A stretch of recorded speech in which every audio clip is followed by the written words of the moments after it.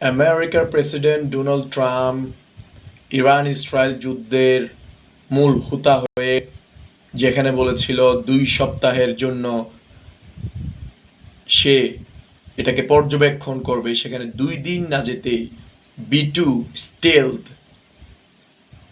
বোমারু বিমান দিয়ে ইরানের 3টি পারমাণবিক কেন্দ্রের মূল শহর নাতানজ, ইস্পাহান এবং ফোর্দোর মধ্যে আকস্মিকভাবে আক্রমণ করে এবং সে তার নীতিগত জায়গা থেকে তার স্খলন ঘটায়, যেখানে সে শান্তির দূত হিসেবে বার্তা দিয়ে আমেরিকার দ্বিতীয়বারের মতো প্রেসিডেন্সির মধ্যে আসে, যেখানে সে বলেছিল যুদ্ধ নয়, যুদ্ধ পুরো পৃথিবীর জন্য কখনো একটা প্রগতির বিষয় হতে পারে না। কিন্তু আমরা দেখতে পাচ্ছি সেই ডোনাল্ড ট্রাম্প আলটিমেটলি গ্রেটার ইসরায়েলের একটা বড় ষড়যন্ত্রের পাপেট হিসেবে এখন কাজ করছে এবং সে তার কথা এবং কাজের মধ্যে কোনো রকমেই মিল রাখতে পারছে না। যদিও তাদের এই ষড়যন্ত্র মুসলিম ইসলামকে ধ্বংস করার এই বড় ষড়যন্ত্র, যেখানে নেতানিয়াহুর মতো এক পিশাচ জড়িত আছে, সেটা কোনো রকমেই সফল হয়নি। এই ইরান তিলে তিলে নিজেকে তৈরি করেছে এবং বিশ্ব মানচিত্রে দেখিয়ে দিয়েছে যে নিপীড়ন এবং নির্যাতনের বিরুদ্ধে কিভাবে মাথা উঁচু করে দাঁড়াতে হয়। এই ইরান শুধু একটি দেশ নয়, এটি বর্তমানে পুরো বিশ্বের সাম্রাজ্যবাদী শাসকদের বিরুদ্ধে, নিপীড়ন করা শাসকদের বিরুদ্ধে একটি সিম্বল, একটি আইকন, যে পুরো পৃথিবীর মধ্যে মানবতার জন্য যুদ্ধ করে যাচ্ছে। B-2 স্টিল বিমান না জানিয়ে সংগোপনে ইরানের 3টি শহরের মধ্যে আঘাত হানার পরও সবচেয়ে বড় বিষয় হচ্ছে ইরান এই যুদ্ধের জন্য প্রস্তুতি নিচ্ছিল সেই ইরাক হামলার পর থেকে, কারণ তার উপর প্রতিনিয়ত বিভিন্ন রকমের হুমকি এবং থ্রেট চলে আসছিল বিগত 30 থেকে 40 বছর ধরে। আর এই 30 থেকে 40 বছর ইরান নিজেকে প্রস্তুত করছিল সামরিকভাবে যে কোনো মুহূর্তে এই আক্রমণ আসতে পারে। আর ইসরায়েল মধ্যপ্রাচ্যের মধ্যে গ্রেটার ইসরায়েল প্রতিষ্ঠার লক্ষ্যে মধ্যপ্রাচ্যের তার আশেপাশের ইরাক থেকে শুরু করে সিরিয়া, লেবানন এবং অন্যান্য যেই মধ্যপ্রাচ্যের দেশগুলো রয়েছিল যারা ইসলামকে ধারণ করছিল, তাদেরকে বলতে গেলে অনেকটুকুই শেষ করে দিয়েছে। ইরানের মিত্রদের প্রায় সবগুলোকে শেষ করে, সিরিয়ার আসাদ থেকে শুরু করে এদিকে গাদ্দাফি, ইরাকের সাদ্দাম, সবগুলোই আলটিমেটলি ইসরায়েলের একটা মাস্টার প্ল্যানের মাধ্যমে আলটিমেটলি শেষের প্রান্তে চলে গিয়েছে। এখন শেষ রয়েছে ইরান।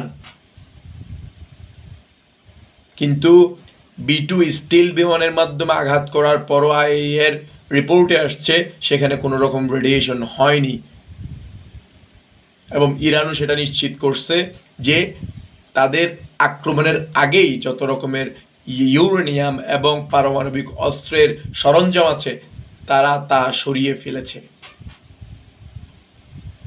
ইরান কোনো আনাড়ি খেলোয়াড় না, তারা অনেক আগে থেকে এটার প্রস্তুতি দিচ্ছে এবং পৃথিবী বিশ্বের মধ্যে এই পশ্চিমা হেজিমনির বিরুদ্ধে বর্তমানে যদি কেউ যুদ্ধ করে, কোনো অন্যায়ের বিরুদ্ধে যদি প্রতিবাদ করে, তাহলে আমরা দেখতে পাই সেটা হচ্ছে ইরান।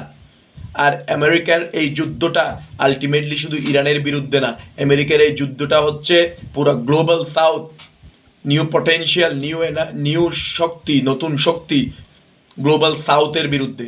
কারণ আমেরিকা বর্তমানে তাদের যে ইম্পেরিয়ালিজম আছে, তাদের সাম্রাজ্যবাদী আছে, সেটা নিয়ে বিরাট একটা হুমকির মুখে পড়ে গিয়েছে। গ্লোবাল সাউথের মধ্যে চায়না একটা নতুন অর্থনৈতিক শক্তি হিসেবে তৈরি হচ্ছে, সাউথের মধ্যে এখন নতুন শক্তি জাগ্রত হচ্ছে এবং আমেরিকা দেখতে পাচ্ছে তাদের অর্থনৈতিক জায়গার মধ্যে তারা আলটিমেটলি ফল অ্যান্ড ডাউনের মধ্যে যাচ্ছে। সেজন্য আমেরিকার একটা বিগ কনসার্ন এবং ট্রাম্প আলটিমেটলি যদিও অর্থনৈতিক জায়গার মধ্যে কাজ করবে বলেছিল, কিন্তু সে ইসরায়েলের একটা পাপেট হিসেবেই আলটিমেটলি এখন তার কাজ করতে হচ্ছে।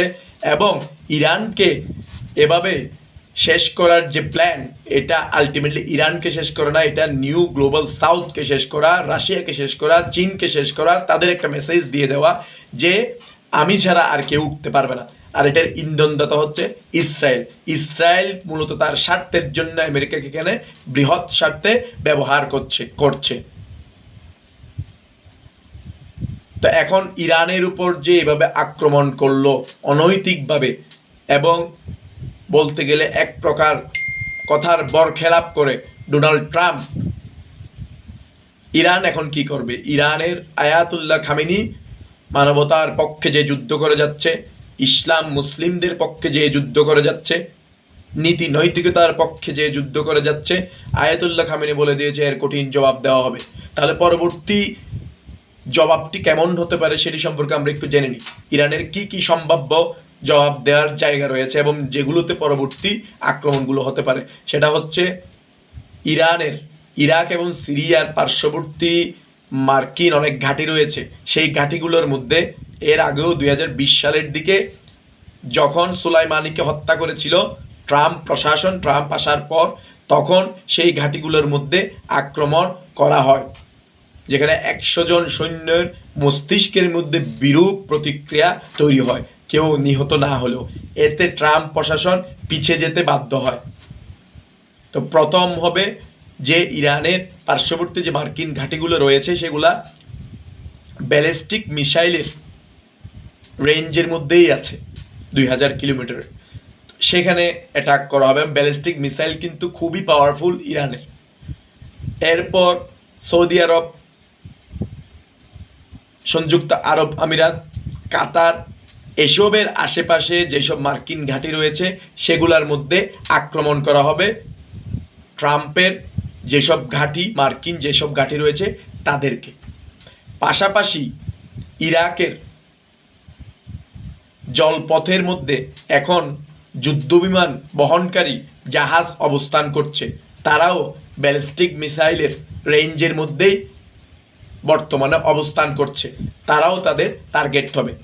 এরপর যেটি হবে হরমুজ প্রণালী, ইরানের নিয়ন্ত্রণে রয়েছে। এই প্রণালী দিয়েই মধ্যপ্রাচ্যের সকল রকমের তেল আমদানি রপ্তানির কাজগুলো হয়ে থাকে, যেটার উপর পুরো পৃথিবীর জ্বালানির জায়গাটা নির্ভর করে। এই জায়গাটা যদি বন্ধ করে দেওয়া হয় তাহলে পুরো পশ্চিমা বিশ্ব আলটিমেটলি এই জ্বালানির একটা সংকটে, এবং জ্বালানির জায়গা, তেলের জায়গাটার দাম বেড়ে যাবে এবং এটার উপর অর্থনৈতিক একটা ইম্প্যাক্ট তৈরি হবে। কারণ অলরেডি এখানে একটা অর্থনৈতিক যুদ্ধ চলছে। ট্রাম্পের জায়গা থেকে একটা এখানে খেলা খেলছে, আর ইরান আলটিমেটলি যুদ্ধ যখন হয় সব দিক দিয়ে আলটিমেটলি এখানে চিন্তা করতে হয়। আর এই যুদ্ধের কারণে ইসরায়েলের যে ক্ষতিটা হচ্ছে, তারা আয়রন ডোমের মাধ্যমে প্রায় 400 থেকে 500 ইরানি মিসাইলকে তাদের প্রতিহত করতে, প্রত্যেকটা মিসাইলকে তাদের প্রতিহত করতে প্রায় $700 মিলিয়ন মতো খরচ হচ্ছে, যেটা বিরাট একটা অর্থনৈতিক ক্ষতির সৃষ্টি করছে। পাশাপাশি ইরান তার সক্ষমতা দেখিয়েছে এই ইসরায়েলের ভূখণ্ডের মধ্যে তাদের 70 বছরের সংরক্ষিত মিউজিয়াম, যেখানে তাদের এতদিনের সকল অ্যাসেটগুলো ছিল, সেটাতে অ্যাটাক করে সব কিছু ধ্বংস করে দিয়েছে। এবং আয়রন ডোমকে প্রতিহত করে ইরানের মিসাইল ইসরায়েলের ভূখণ্ডে প্রবেশ করছে। যারা ঢুকতে পারছে না সেটার জন্য কিন্তু প্রচুর পরিমাণে অর্থনৈতিক ব্যয় ইসরায়েলের হয়ে যাচ্ছে। আর এখানে মূল ফ্যাক্টটা হচ্ছে যুদ্ধের ক্ষেত্রে অর্থের যোগানটা খুবই গুরুত্বপূর্ণ। ইরানের চিন্তাভাবনা, ইরান এখন তাদের মিসাইল আগে যেখানে একসাথে 100টা দিত, এখন সেটা 20 থেকে 30টাতে নিয়ে গিয়েছে। লং টার্ম একটা যুদ্ধের জন্য ইরান প্রস্তুতি নিচ্ছে, এবং সেটা অনেক আগে থেকে প্ল্যান ছিল। সো এই যুদ্ধটা এত সহজে না, ইরান অনেক দিন থেকে এটার প্ল্যান নিচ্ছিল, এবং তাদের যে মূল পারমাণবিক কেন্দ্র ধ্বংস করার বিষয়, সেটাতেও কিন্তু তারা আলটিমেটলি তাদের গেমে কিন্তু তাদের যে প্ল্যান রয়েছে, প্লট রয়েছে, সেটার মাধ্যমে কিন্তু অনেকটুকু আলটিমেটলি জিতে গিয়েছে বলতে গেলে। এক প্রকার যুদ্ধ জিনিসটা দাবার চালের মতো। ইরানকে আমরা দেখতে পাই সে খুব সুচারুভাবে কাজগুলা করছে, এবং অন্যান্য যে মধ্যপ্রাচ্যের দেশগুলো যে ভুলগুলো করেছিল সেই ভুল থেকে তারা শিক্ষা নিয়ে সেভাবেই এগোচ্ছে। সবচেয়ে বড় বিষয় হচ্ছে প্রত্যেকটা জায়গার মধ্যে ইরান সুন্দর স্টেপ নিয়েছে, এমনকি এই যে পারমাণবিক অস্ত্র 2 সপ্তাহের ভিতর তৈরি হয়ে যাবে বলছে, এটা 2024 সালেও এই এলিগেশনটা এনে কিন্তু ইসরায়েলকে আলটিমেটলি সবার সামনে দাঁড় করিয়েছিল যে 1-2 সপ্তাহের ভিতর এটা হয়ে যাবে। 2024 জুন মাসের মধ্যে ঠিক এরকম কথাই বলেছিল অ্যান্টনি ব্লিংকেন। কিন্তু এখন 1 বছর পার হয়ে গেছে, এখনো পারমাণবিক অস্ত্র তৈরি হয়নি। এবং আইএইএ এমনকি তুলসি গ্যাবার্ড যিনি ইন্টেলিজেন্সের প্রধান, সেও কিন্তু ট্রাম্পকে বলছে যে না, এরকম 1-2 সপ্তাহের ভিতর হওয়ার মতো আমাদের কোনো রিপোর্ট নেই। ট্রাম্প যদিও সেটাকে অস্বীকার করছে। তার মানে ট্রাম্পের কারণ এখানে কিন্তু অন্য কিছু, এবং এটা একটা জাস্ট একটা একটা একটা হুতা যেটা দিয়ে ইরানকে অ্যাটাক করছে, এবং ইরানের মাধ্যমে সে রাশিয়াকে মেসেজ দিতে চাচ্ছে, চায়নাকে মেসেজ দিতে চাইতেছে, সবাইকে দমাইয়া দিতে চাইতেছে। এবং এই প্রোপাগান্ডা বা এই প্লটটা ইসরায়েল নেতানিয়াহু খুব সুন্দরভাবে ট্রাম্পের মাথার ভিতর দিয়ে দিছে। আপনারা হয়তো বা বুঝতে পারছেন কোন জিনিসটা বুঝতে চাচ্ছে। সো এই যে ইরানের প্রতি যে আক্রমণ, এটা শুধুমাত্র ইরানের উপর আক্রমণ না, এটা পুরো যে একটা ইম্পেরিয়ালিজম আছে আমেরিকা, সেটাকে ধরে রাখার একটা যুদ্ধ। এই যুদ্ধে যদি রাশিয়া এবং চীন সঠিকভাবে আসতে পারে, তাহলে এই যুদ্ধটার মাধ্যমে পৃথিবীর মধ্যে আরেকটি মানবিক সভ্যতা তৈরি হওয়ার সূচনা হতে পারে, এবং যেখানে আমরা নতুন কিছু বিষয় এই পৃথিবীর মধ্যে দেখতে পারি, যেটার কারণে পৃথিবীর বিকাশ এবং প্রগতি আরও সামনের দিকে এগিয়ে যেতে পারে। কারণ স্বৈরতন্ত্র, একনায়কতন্ত্র, এটা বিশ্বব্যাপী একটা স্বৈরতন্ত্র বা একনায়কতন্ত্রের বিষয় কিন্তু আমরা দেখতে পাই। গণতন্ত্র বা মানবতার পক্ষে কথা বলে আলটিমেটলি স্বৈরতান্ত্রিক একটা বিশ্ব সাম্রাজ্যবাদী শাসন আমরা দেখতে পাচ্ছি।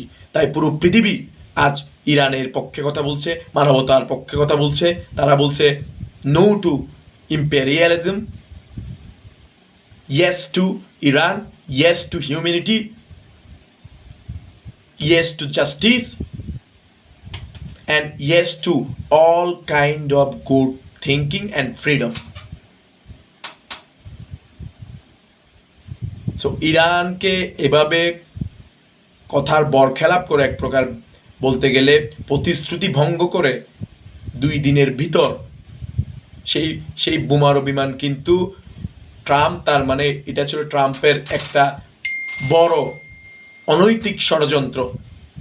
2 সপ্তাহের কথা বলে সে কিন্তু তখন থেকেই তার বোমারু বিমানকে চালিয়ে দিয়েছিল। 37 ঘন্টার জার্নি করে সেই B2 স্টেলথ বাংকার ব্লাস্টার বিমান ইরানের 3টি শহরের মধ্যে গিয়ে প্রাণকেন্দ্রে আঘাত হানে কোনো কারণ ছাড়া। আপনারা কি বুঝতে পারছেন আসলে কি হচ্ছে? জোর যার মুল্লুক তার, মগের মুল্লুকের মতো একটা পৃথিবী এখানে চলে এসেছে। যেভাবেই পারে তার ক্ষমতাকে রুদ্ধ করার জন্য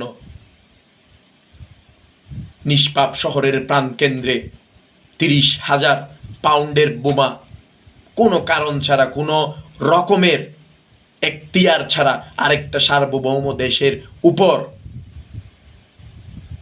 সামনাসামনি বল প্রয়োগে, এবং বলা হচ্ছে আইএইএ থেকে তাদের পারমাণবিক অস্ত্র এখনো ওই পর্যায়ে যায়নি। একটা প্রোপাগান্ডা এবং জোর জবরদস্তি করে একটি দেশকে দমিয়ে দেওয়ার চেষ্টা করা হচ্ছে। তো ফেসিজমের কথা যদি বলি, এটা বিশ্বব্যাপী এর চেয়ে বড় ফেসিজম আর কি হতে পারে? আর চলছে মুসলমান এবং ইসলামের বিরুদ্ধে এক ঘোর ষড়যন্ত্র, গ্রেটার ইসরায়েল প্রতিষ্ঠা করার আরেকটা ষড়যন্ত্র। এই ইসরায়েল আমেরিকাকে পাপেট হিসেবে ইউজ করছে, আবার আমেরিকা সেই কথা ধরে সে তার সাম্রাজ্যবাদিতার জন্য কাজ করে যাচ্ছে। এভাবেই বিশ্ব আগাচ্ছে। তাই সবাই এখন সবাই সত্যটাকে জানুন, বাস্তবতাটাকে বুঝুন, নীতিনৈতিকভাবে নিজের জায়গায় দাঁড়িয়ে যান। Stand with Iran, stand with global south, stand with new freedom. ইনকিলাব জিন্দাবাদ।